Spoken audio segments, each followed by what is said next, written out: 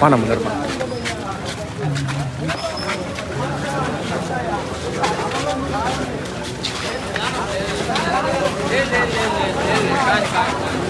Sunil ladies వస్తారంట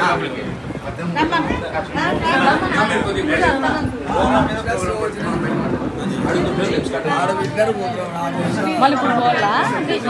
ఇదేనా సమస్యలు ఏమో